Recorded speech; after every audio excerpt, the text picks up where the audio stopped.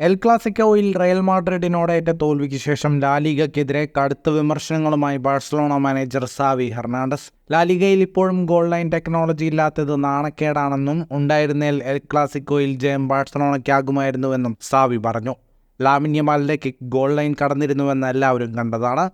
സാങ്കേതിക വിദ്യയിലെ കുറവ് വിജയത്തെ ബാധിച്ചുവെന്നും അദ്ദേഹം പറഞ്ഞു. യൂറോപ്പിൽ ഈ സാങ്കേതിക വിദ്യ നടപ്പിലാക്കാത്ത ചുരുക്കം ചില മുൻനിര ലീഗുകളിലൊന്നാണ് ലാലിഗ. ഗോൾ ലൈൻ ടെക്നോളജി ഇല്ലാത്തത് നാണക്കേടാണ്. ലോകത്തിലെ ഏറ്റവും മികച്ച ലീഗാക്കാൻ ഞങ്ങൾ ആഗ്രഹിക്കുന്നുവെങ്കിൽ ഞങ്ങൾ സാങ്കേതിക വിദ്യയിൽ മാറ്റങ്ങൾ വന്നേ മതിയാകൂ. എല്ലാവരും ആ ഗോൾ കണ്ടിട്ടുണ്ട്. അവർക്ക് ഗോൾ അനുവദിക്കാം. ചിത്രങ്ങൾ അവിടെയുണ്ട്. ഞങ്ങൾ മാഡ്രിഡിനേക്കാൾ നന്നായി കളിച്ചു. ബാഴ്സലോണ വിജയം അർഹിച്ചിരുന്നുവെന്നും സാവി മാധ്യമപ്രവർത്തകരോട് പറഞ്ഞു. സാന്റിയാഗോ ബെർണബ്യൂവിൽ നടന്ന ആവേശകരമായ എൽ ക്ലാസിക്കോ പോരിൽ ബാഴ്സലോണയെ 2-നെതിരെ 3 ഗോളുകൾക്കാണ് റയൽ വീഴ്ത്തിയത്. ജയത്തോടെ ലീഗിന്റെ തലപ്പത്തുള്ള റയലിന്റെ ലീഡ് 11 പോയിന്റായി. 32 മത്സരങ്ങളിൽ നിന്ന് 81 പോയിന്റ്. രണ്ടാമതുള്ള ബാഴ്സയ്ക്ക് ഇത്രയും മത്സരങ്ങളിൽ നിന്ന് 70 പോയിന്റ്. 6 മത്സരങ്ങളാണ് ലീഗിൽ ഇനി ബാക്കിയുള്ളത്. മത്സരം 1 എന്ന നിലയിലായിരിക്കുമ്പോൾ കോർണറിൽ നിന്ന് ലാമിൻ യമാലിന്റെ ഗോളിലൂടെ ബാഴ്സ ലീഡെടുത്തെന്ന് തോന്നിപ്പിച്ചിരുന്നു.